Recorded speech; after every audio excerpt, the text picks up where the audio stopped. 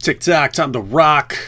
Good evening, good morning. I'm sorry, I'm laughing because someone pointed out in the comments that you smile every time I say TikTok, time to rock.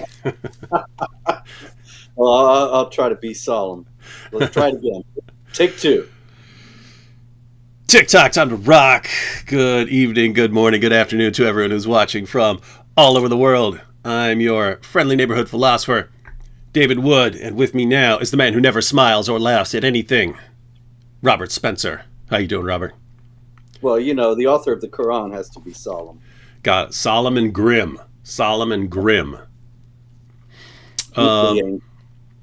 Yeah, just so everyone knows, to anticipate, I'll be deleting this YouTube channel next month, but there will be a video about that in the morning. So check that out when you get a chance tomorrow. I'll have everything up and running. Basically going to massively restructure in every way I could think of restructuring that would make me better off in terms of not being censored involved destroying this channel and building in a different fashion. So more on that tomorrow.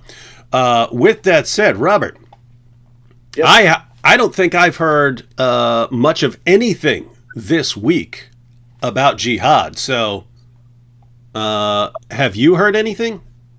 David, I'm sorry to say jihad is raging around the world.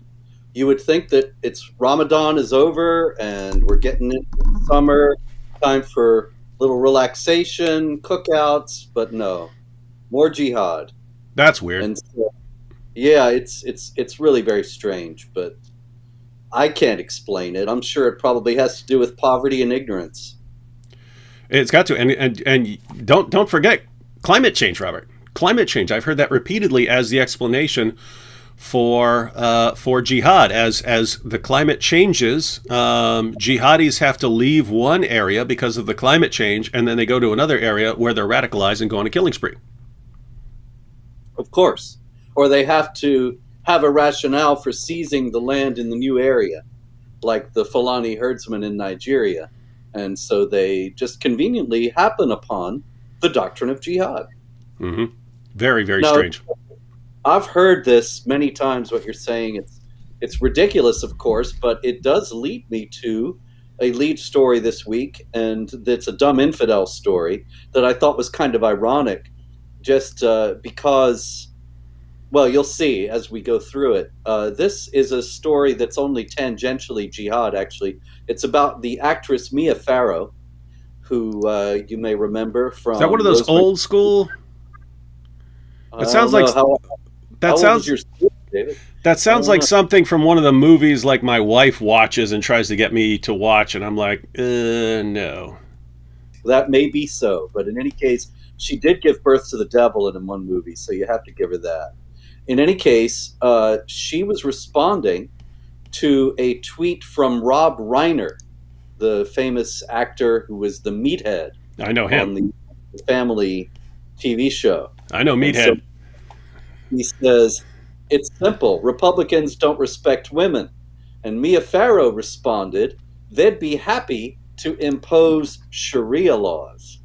Now, I thought this was interesting on several levels. One is Mia Farrow's heard of Sharia. Very interesting. Second, Mia Farrow doesn't like Sharia. And I think, of course, it's because she's talking about non-Muslim Americans that she can speak in a way that is negative about Sharia. I am 100% certain that in any context involving actual Sharia, particularly involving the treatment of women, Mia Farrow would be warmly positive and complimentary and probably disparage anyone who criticized the treatment of women in Islam for having a white savior complex or some such. Yeah, if it had been if the story that or situation she had been commenting on had involved something with some jihad group or something like that, and she said something about they want to they'd be happy to impose Sharia on you, man, she'd be in trouble. How dare you? So it's interesting that a certain kind of people in the United States today, as well as in Europe, feel free to criticize Sharia when they're using it to speak about non-Muslims who are not applying Sharia. But they would never dare to criticize Sharia, and they would actually be angry at the people who do criticize Sharia when they're talking about the actual genuine article. Now, I actually think that's kind of cool, Robert. I mean, if people started talking about Sharia negatively, but only when it applies to some imaginary non-Islamic version of Sharia, but they're using it as an insult. They're using it to insult people. You are trying to impose Sharia. Not the Sharia that has anything to do with Islam, but Sharia. And if they could actually bring it back to where it has a negative connotation for them, that would help us in the long run, I think. Indeed. Well, it does have a negative connotation for them. This Mia Farrow incident shows that. They just would never admit it explicitly. But It only comes out in these kind of indirect and accidental ways. by the way, did any of these standard, Linda Sarsour, any of these people jump in and say, "What do you mean? Sharia is just choosing what we want to eat and praying when we want to pray. What are you talking about?" None of that. I don't think so. But did delete the tweet later, and so the record's not there, but also it indicates that maybe she did get a bit of flack for this.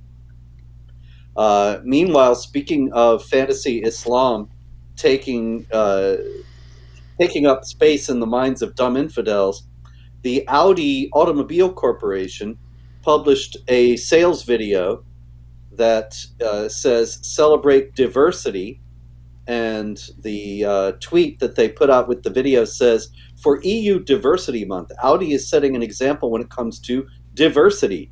This video shows what that means and why diversity is only effective through inclusion. Celebrate diversity." And so they have this video with all these people of different colors walking around doing various things, and I think, why is this? Does anybody think this is going to make me want to buy an Audi? But that's another story. If they want to position themselves as the car of the woke, that's their business. But what was interesting about the ad was that in the middle of it, it has a very severe-looking young woman wearing a black hijab and unsmiling, looking straight at the camera, and she holds up a gay flag, the rainbow flag. Very, very slowly and solemnly raises it in front of her. Now, imagine the vanishingly small subset of women who wear hijab who support gay rights. Now, mind you, there may be women who wear hijab who support gay rights but wouldn't dare to raise the gay flag publicly because they're wearing the hijab under duress because they know they'll be beaten or killed if they don't wear it. Whereas while secretly they hold to the values of Western secular society, and consequently they would happily hold a rainbow flag, but they would never dare to do it in public any more than they would dare to take off their hijab in public. What you need for the Audi ad to work is a Muslim woman who is willing to buck Sharia publicly and yet not willing enough to buck Sharia publicly to take off her hijab. And I think this is really, how many people could this possibly be? Probably it's more likely what we have here is a case of Audi indulging in the fantasy Islam that people in the West want to believe exists, that is completely compatible with Western secular 21st century pluralism. And if they really wanted the sort of diversity that the various companies of the world are trying to impose, it actually involves real Islam, right? I mean, the kind of ideological diversity that YouTube imposes is actually you can legitimately call for genocide against non-Muslims. You can call for the future violent subjugation of the entire world. So you've got Ali Dawa saying that apostates have to be killed, and he's proud of that.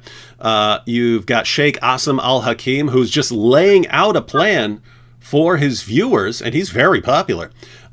He's laying out a plan for his viewers, telling his viewers, guys, our community is not strong enough right now, but we need to be preparing and building for the future so that in 40 or 50 years, we can go door to door and knock and say, look, you're either going to convert or you're going to pay us protection money, or his sound effect, not mine. That's what he says. We're gonna slit your throat if you do not accept this. That's fine, but if we criticize it, suddenly, well, out of nowhere, we just get banned by YouTube, as has happened repeatedly. So in actual practice, if a car company or another company wanted to say, "Hey, this is the diversity we're actually imposing on you," it wouldn't be a girl in a hijab holding up a gay rights flag. It would be someone like, Ali Dawa holding up things saying, we want to execute them. We want to execute them, and it's okay because diversity, right? It's diversity, and if you don't allow us to do that, you're being intolerant towards us. Ali with a head, man, with a severed head. Yeah, and to follow up, it would have to be, and no one's allowed to criticize us because our diversity includes the fact that no one is allowed to ever criticize us. And as morally insane as all of that sounds, that's what they actually do in practice. They can do whatever they want in their commercials, but when they actually try to promote various ideologies, this is what they end up doing. It's nuts.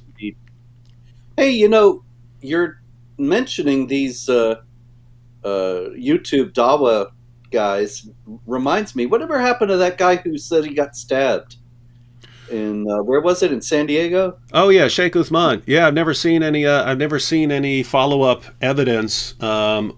Several people have contacted the police station, Freedom of Information Act, requesting police reports. We haven't been able to find anything, which is very strange. He said he'd filed the report, and the police had the weapon, and they had the video, they had everything, and they're going to get this guy, and not a peep from anyone after that. So very strange, considering this was an anti-Muslim hate crime, according to Sheikh Uthman. Very strange, yes. What on earth could account for it?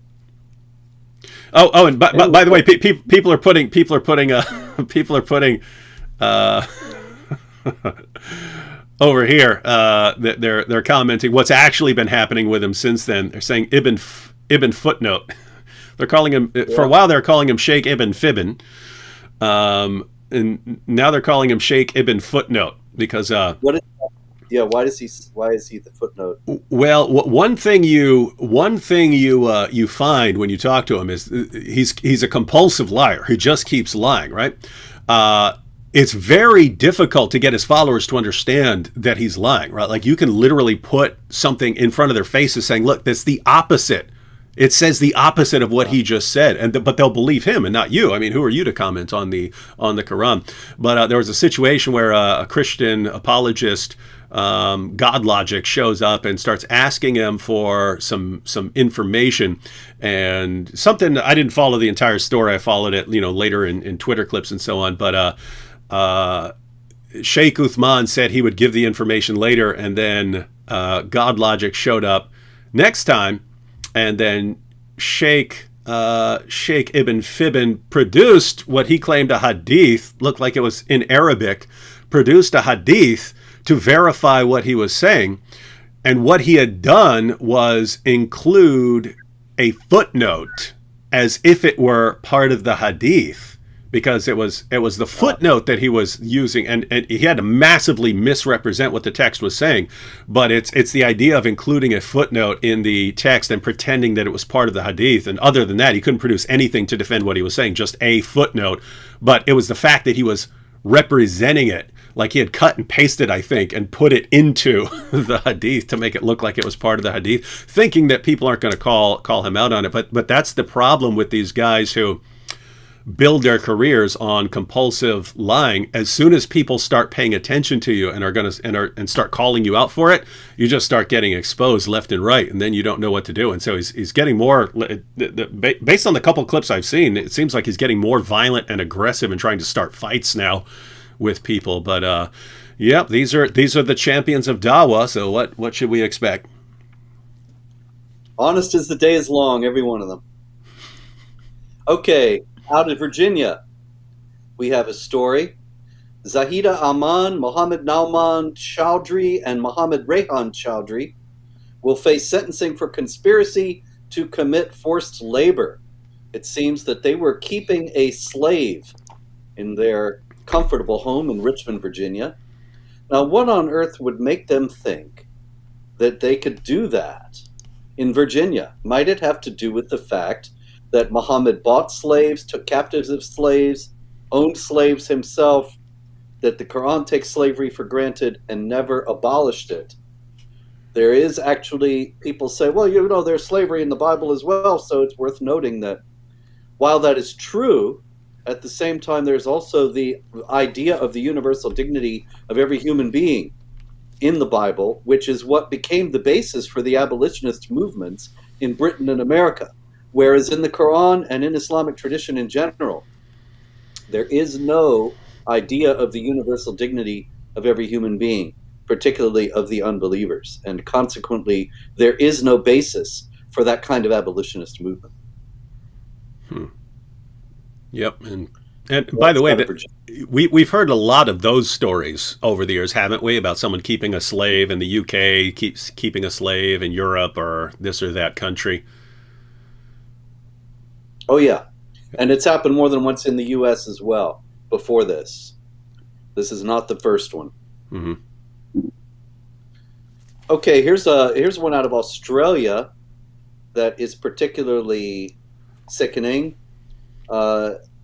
The 5 members of a woman's family, including her father, mother, sister, and brother, have been charged with attempted murder and false imprisonment of this 21-year-old woman who was stabbed in the abdomen with a large kitchen knife, suffered a perforated kidney, lacerated liver, and significant internal bleeding. Her sister held her down so that her father could stab her. Stabbed in the abdomen. Indeed. And this is like Sheikh Uthman. Like Sheikh Uthman, only probably this is a little bit more serious because real charges have been brought. A real investigation is being undertaken. This is going to court. And what we get from it is this. Over the course of a number of days, the family members of the victim became aware of her entering into a relationship with a man of a different faith. And consequently, they began to stalk her, to follow her. Ultimately, they attacked her own family members. Because, of course, Islam does not allow a Muslim woman to marry a non-Muslim man. And she was therefore staining the honor of the family. They had to cleanse it. Quick shout out to Rob Christian here. I posted a quick comment by him. But ladies and gentlemen, I mentioned at the beginning, if you weren't here, that I'm going to be deleting this channel. Guys, keep in mind, before you flip out, I wouldn't be doing it if I didn't think that I could do something, if I could put together a better system. But before I delete my channel, I would like to make some sort of video telling everyone which channels to follow and so on to get plenty of information about apologetics and Islam. So Rob Christian is one of those channels. Be sure to subscribe there. And if you'd like to, if there are any other channels you can think of for when I would share this, post them in the comments after this video, and I'll check out all the various channels and so on. Very good. All right, back to Jihad. Okay, also in the United States, I had a few more in the United States, but shouldn't have gone to Australia first. Anyway, Dallas, Texas, an Iraqi who entered into the country in September 2020 did surveillance at former President George W. Bush's house and was plotting, quite an elaborate plot really, to murder George W. Bush in retaliation for what he said were the killings of numerous Iraqis by American troops in Iraq after the 2003 invasion. He paid considerable amount of money.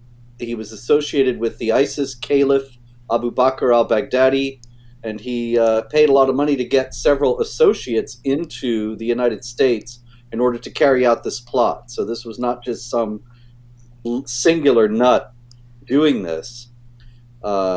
Interesting that he said that he didn't care if he died during the attack, and of course that's understandable from an Islamic standpoint, although of course that part is not in the story, that he understood that paradise was guaranteed to those who kill and are killed for Allah, as per the Quran, chapter 9, verse 111. So consequently, he didn't care if he died while killing Bush. And this gentleman, whose name is Shihab Ahmed Shihab, he was so awesome, they named him 3 times. That's a pretty cool name, actually. It is. It's right up wait, there. Could you say it again real quick? Shihab Ahmed Shihab. Shihab Ahmed Shihab. Shihab Ahmed Shihab. He's got his own little chorus there already for a theme song.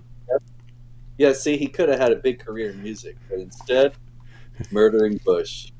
Anyway, it's interesting to note that I don't want to get it too political here, but the former President Donald Trump had put a ban on the entry of nationals from a number of countries, and this was because the governments involved would not or could not provide adequate information about the people wanting to come in.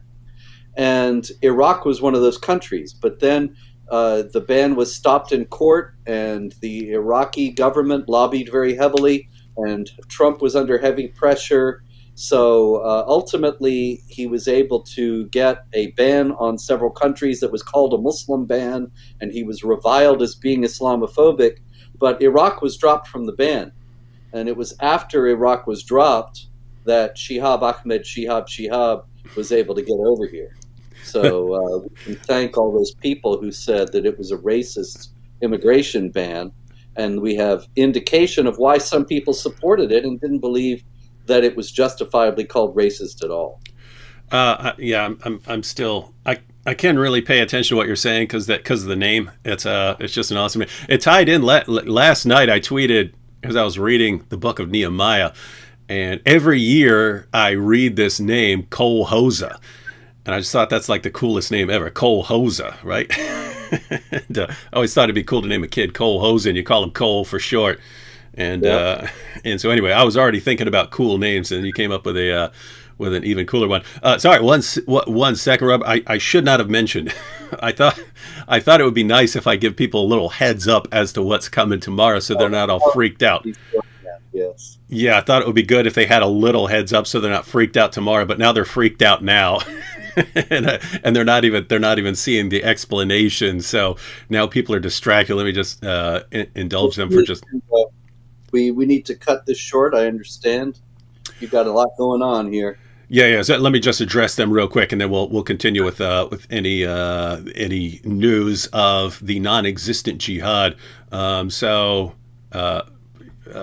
bunch of the same comments here. Why is he deleting his channel? Because I figured out a better way to do it. Right. The great mystery of YouTube is how do you figure out a way to be more effective without YouTube having complete total control of when they ban you or not. Right? That's the riddle. Well, I think I've figured out the riddle. So I'm not talking about not being on platforms anymore. I'm talking this particular channel is massively defective for long-term purposes. I mean, they ban me every month pretty much. Sometimes like 2 or 3 times a month. We've gotten great at getting them to fix their stuff and overturn their bans. But at the end of the day, if I do things significantly differently, I can make myself much harder to ban, to where even if they do ban some video or something like that, it won't affect the larger picture. So it requires a good amount of restructuring. This is not a horrible thing. This is a good thing. And then you have Junior here say, if you delete your channel, all your videos will get lost. My videos are not lost. They've already been uploaded. They've already been re-uploaded somewhere else. So everything is safe. Again, I wouldn't be doing this if I didn't know what I was doing. I've been plotting this for over a year. Finally figured it out, and I'm ready to pull the trigger. Why? Because everything is up and running next month. So everything will be up and running. Everyone will know where everything is going. Everyone will know where to go and what to do and where content's going to be and how to stay in touch. And they can download the app and know where everything is hosted that is untouchable by YouTube. And it'll be a good thing. I will not be putting out less content or have less reach. I will be putting out more content with greater reach, greater effectiveness, because YouTube won't be able to throw this constant monkey wrench in the system. So don't be moaning and wailing. It's a good thing, not a bad thing. You'll have the full story tomorrow morning, so check it out then. All right, now everyone put that out of your mind. Sorry I brought it up. I really thought it was just going to be, okay, we'll check it out tomorrow, but it wasn't. It was, oh no, Back to Jihad, because keep in mind, there are people being slaughtered in the name of Allah is a little bit more important than me restructuring the way I do things, right? All right, go back. Back to Robert. I'll move briskly, a little more briskly now, because I know you've got a lot to go on here tonight. But in any case, there's still quite a lot, and so we can perhaps put some of these to rest fairly quickly. Interesting story out of France. A couple was traveling in the area of Chantilly, where I understand they make lace, and the couple saw a hitchhiker. I didn't know people still did that, really, but of course I'm an old man. Anyway, they pick up the hitchhiker, and they take him to a hotel. And at the hotel, they help him to get a room. But to show his gratitude, then, this hitchhiker yelled, what do you think he yelled, David? Peace and love. No, I want to continue my reign of 100% accurate answers. I'm going with Allahu Akbar here. You were correct for $100. Yes, he yelled Allahu Akbar, and he stabbed her in.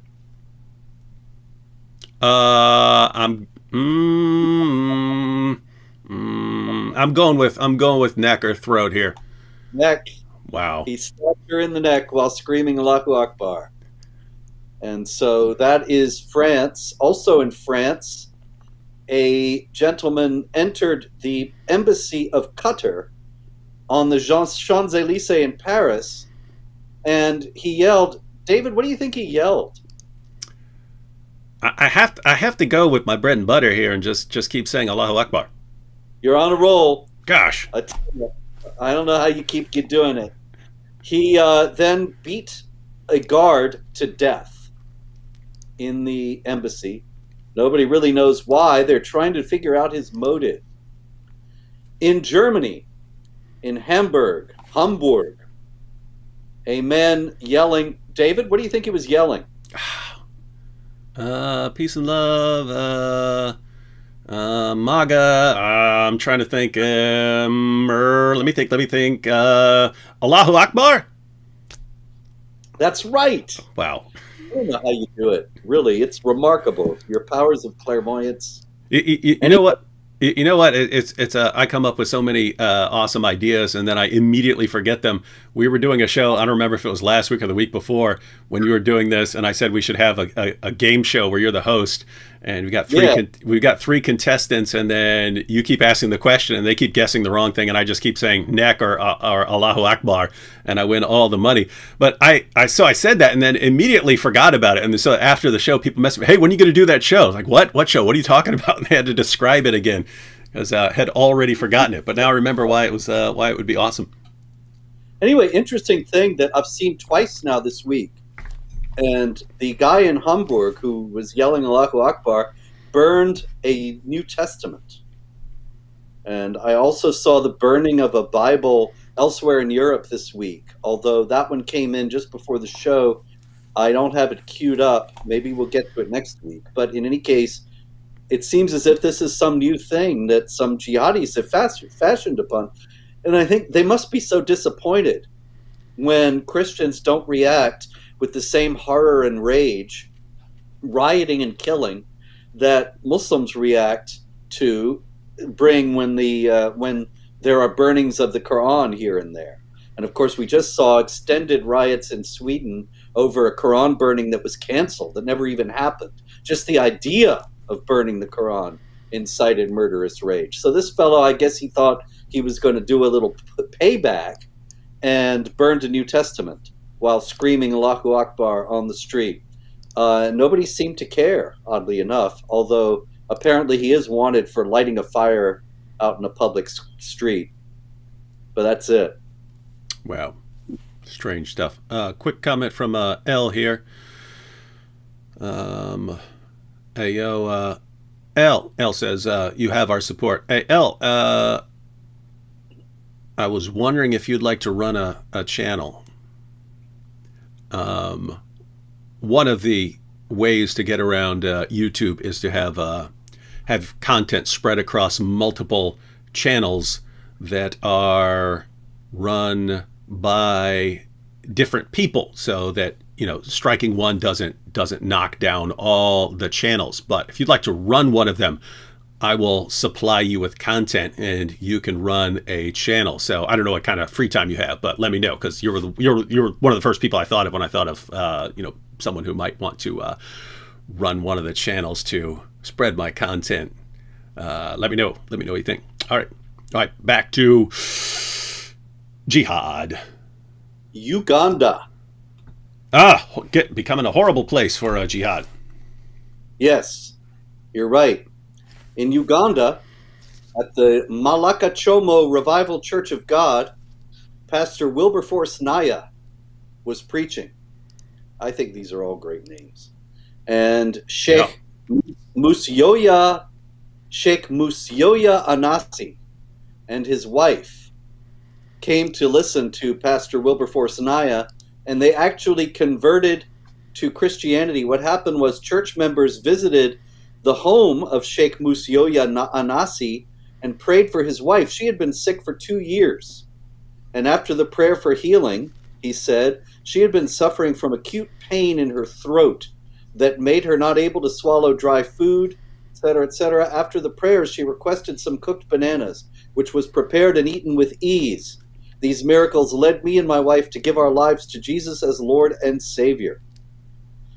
There was great jubilation in the area, whereupon mosque leaders showed up at the house. What were they yelling, David? I got to go with Allahu Akbar again. You are correct. Once again, really amazing. That's like 30 straight or something. Yeah, you should go on Jeopardy. It's astonishing, really. Anyway, they were carrying machetes, clubs, sticks, and marching toward our church building, chanting Allahu Akbar, Allahu Akbar. And the Christians fled.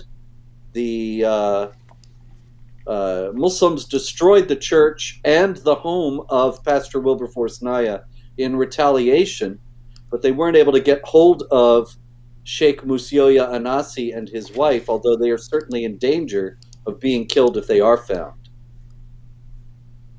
This is, of course, because Islam forbids not only proselytizing for another faith, but also conversion, and consequently the sheikh and his wife faced the death penalty for converting, and Pastor Wilberforce Naya the death penalty for having preached to them.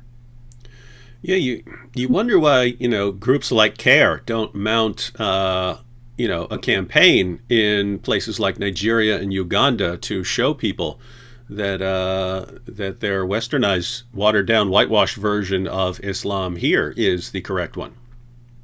You really got to wonder, why on earth do they not do that? One of life's great mysteries. It is.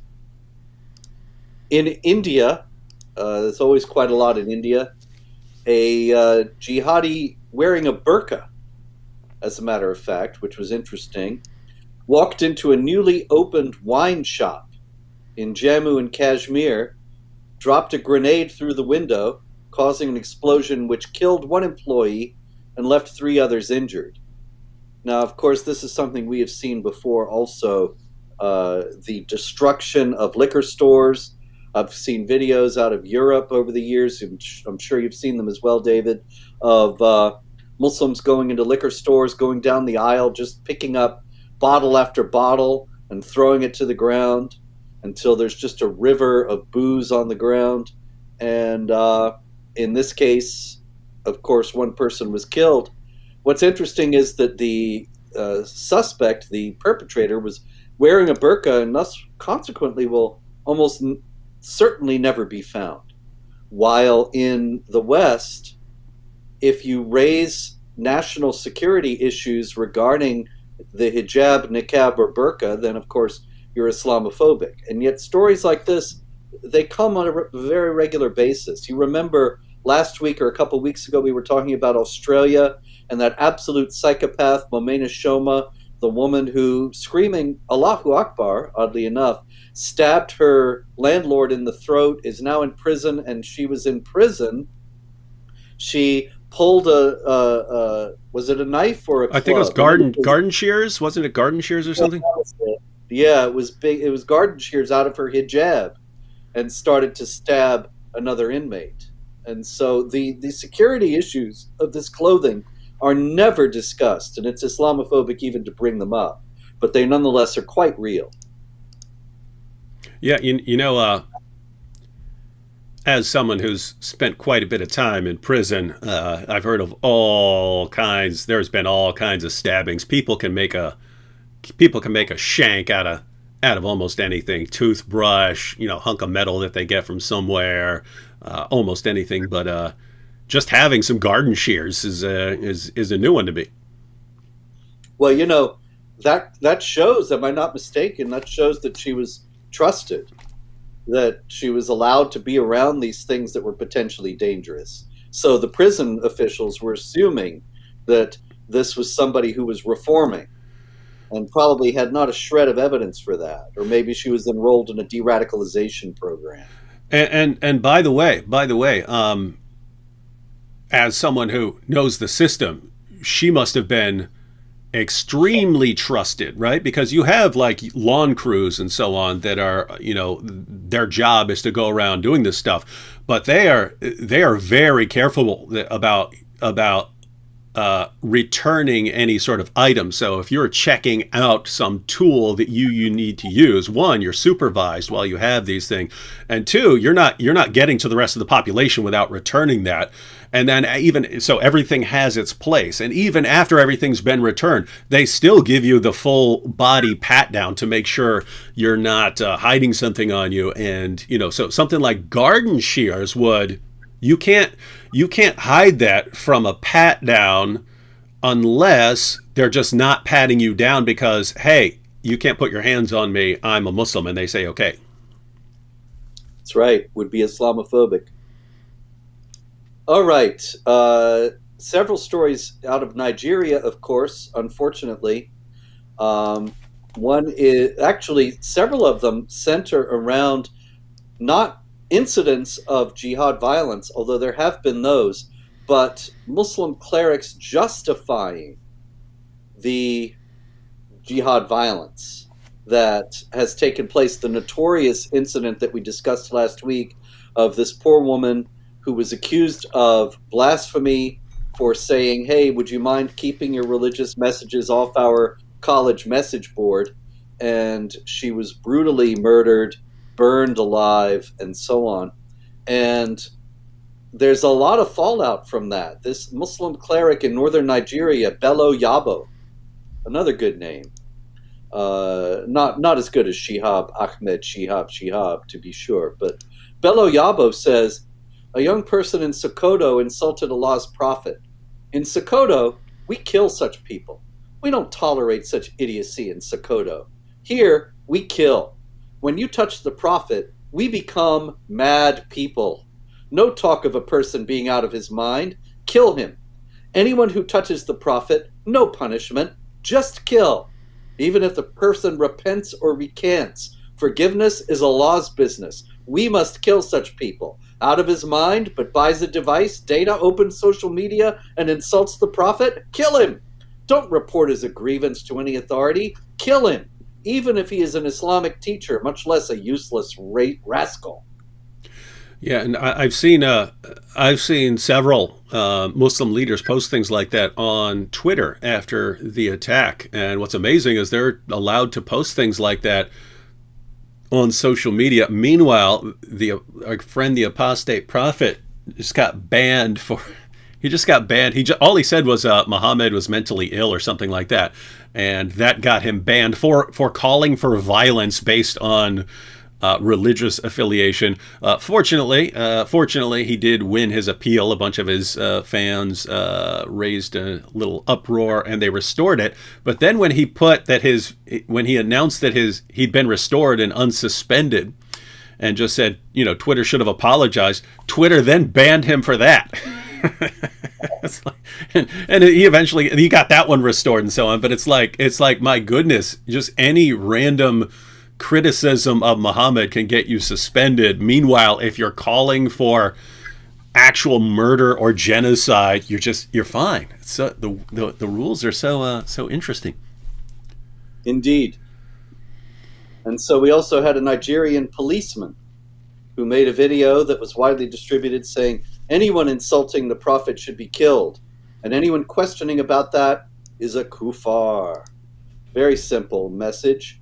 Irate youths in the Warji local government area of Bauchi State, also in Nigeria, set houses and shops on fire on the rumor of another blasphemous message by a different Christian woman named Rhoda Jatau.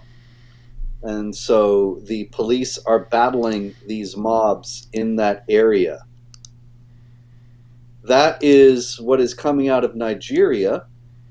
In Turkey, leaflets were distributed quoting the Quran and calling for the stoning to death of LGBTI plus, I don't even know what this stuff stands for anymore, but anyway, of gay rights people, gay rights activists.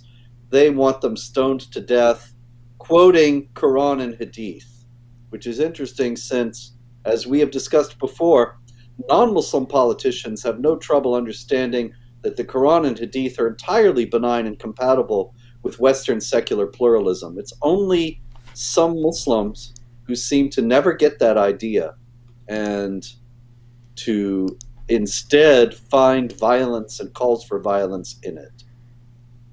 Very strange. In Bangladesh, a woman was assaulted for wearing a short dress. She was, of course, assaulted by Muslims. Oh, and here's another story. Actually, I should have done this one with the Audi story because it's the same kind of thing. Western University in London, Ontario, in Canada. They put up a poster for the International Day Against Homophobia, Transphobia, and Biphobia. Biphobia. Anyway, all these phobias. Anyway, that's another story.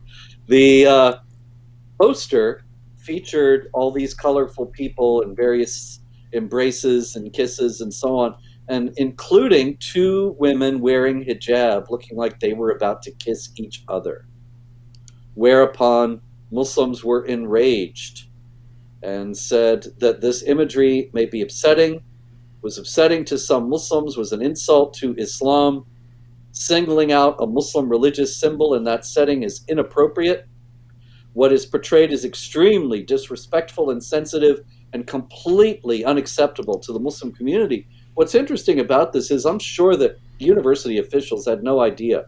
They thought Muslims were another marginalized community in their league of marginalized communities, along with their LGBTQ groups. And so they figured that they'd be marvelously diverse and multicultural by including a couple of hijabis on this gay rights poster. And then they were no doubt shocked beyond measure to find that it was considered offensive by Muslims. And so there are cracks in the intersectional alliance breaking out all over. Yeah, and it is weird. I mean, it's like they get all their information about what Islam is from Ilhan Omar or something like that. And politically they're all in the same boat, and therefore, we can just combine this however we want in videos and advertisements and things like that, and not realizing that the vast majority of the world's Muslims are not thinking like Ilhan Omar or Rashida Tlaib or anything. Interesting stuff. But the other thing is, it is interesting that even in other parts of the world, they're seeing various dynamics in light of what they think about how things are based on the fact that they're seeing everything in the West. So just to give an example, that like YouTube will ban a video. This happened multiple times, but if I point out like a Christian pastor being killed in Pakistan or Christians being persecuted in Pakistan, YouTube will ban that as hate speech. And if you figure out, if you get down to the bottom of it, you're looking through the policy saying, what in the world are they applying here? They view Muslims as a marginalized group, which is what you were saying, right? They're all these marginalized groups together. They're viewing Muslims as a marginalized group and Christians as the oppressor group. And so the oppressor group can't criticize the marginalized group, when what you're actually criticizing is, in Pakistan, the marginalized group is Christians and Hindus, and the oppressive group is the Muslims and jihadis. And so you're criticizing the oppressors who are oppressing the oppressed, and because these guys just can't get outside of their bubbles, they think, oh, it's oppressors criticizing a marginalized group, and they're just they can't get away from that. Yep. That's always the paradigm that they see everything in. And so the stories that don't fit it, they just have no way to deal with them, generally just ignore them. An incident of that actually comes out of Pakistan with a Sunni Muslim stabbing an Ahmadiyya to death explicitly because of his faith. And so you gotta wonder if that were even reported in the West, how they would deal with it, since in the West the Ahmadis generally side with the Sunnis and the Muslim Brotherhood groups in the West and so on, and yet they're persecuted by the same groups in Pakistan. It's a paradoxical situation. Anyway, I know you got to go, so let's just rush through a couple things more here. There was another honor killing in Pakistan, a terrible story reminiscent of a story out of Texas from many years ago. A couple of sisters, Anisa Abbas and Aruj Abbas, they had moved to Spain and gotten out of Pakistan, but they had married men that the family did not approve of, and the family created a story to get them to come back to Pakistan. And they went back. They fell for the story. They went back, and they were murdered by the family in an honor killing. This is very much like the terrible story of Amina and Sarah Saeed, the two sisters in Texas who had an Egyptian Muslim father who was very oppressive and enraged at them over having non-Muslim boyfriends. And they had actually escaped and were living away from the house and were safe. But the family lured them back, and then the father killed them. This was on New Year's Day 2008, I believe, maybe 9. In any case, that was right in the Dallas area, right in the United States. And this kind of thing happens, unfortunately, quite frequently. In Iraqi Kurdistan, also this week, a Muslim stabbed his sister 28 times. Even though the multiple stabbings, he didn't kill her. And he did so because she married outside the will of the family. In France, a 90-year-old French Jewish man was murdered. He was pushed out a window by a Muslim, his Muslim neighbor, which is very much like a story from several years ago when an elderly Jewish woman was pushed out of a window by her Muslim neighbor who was yelling. What do you think he was yelling, David? Allahu Akbar. It's an uncanny. I don't know how you do it. It's a gift. It is. Plenty more. There was a Muslim child in India calling for a genocide of Hindus and Christians. That one I saw. I saw that clip. Oh, there you go. So we can end on that. I know you got to run. Yeah. One thing is, since you mentioned, and this has happened repeatedly over the years, you have a father or father or brother or something like that. The family is plotting to kill some girls for being too westernized. They flee. They eventually get lured back, and then the husband or the father or the brother kills them. And we've seen this over and over and over again. And yet, I recall when Rivka Berry's father threatened to kill her and she fled, and then the entire media of the world and politicians across the board were all saying, no, send her back to her father. Let's get her back to her father. And you and me and Pamela Geller and a few others were saying, no, that's a really, really bad idea. We were the monsters and bigots and Islamophobes of the world. When it's pretty, I mean, it seems pretty commonsensical. Even if you think you're right and think that, Rivka's making this up, even if you think you're right, it seems you would want to err on the side of caution that these honor killings do happen. And that even if you think it's just like a 1% chance that he's actually intending to kill her, that you would want to make sure that she's safe from him. And yet it was just Islamophobic. And just imagine any of these other cases, where a woman flees her husband because he's threatening to kill her, or girls flee their parents because their parents or the brothers plotting to kill her. If in any of these situations, while the girl had fled and was safe, if you were to come along and intervene and say, do not let that girl go back there, you would have been condemned as a monster, even though they were actually ultimately killed. And so just a sick, all these complete, morally insane people who masquerade as journalists and politicians and so on. It's when they say really stupid things. There are actual real life consequences to these things. I mean, people actually die over these idiotic ideas that they keep spreading. And so anyway, and what do we got? They got, every spot with every bit of power for controlling what people think they got control of. And what do we got? Just a ton of fearlessness and relentlessness on our side. Yep. And the truth. Reality always that helps. Having reality on your side does help. But can you imagine, just what we've been up against over the years? When someone changes their mind, it's usually to agree with us. But for years, it's been politicians, journalists everywhere, educators everywhere, entertainers everywhere, and they're all on the same page.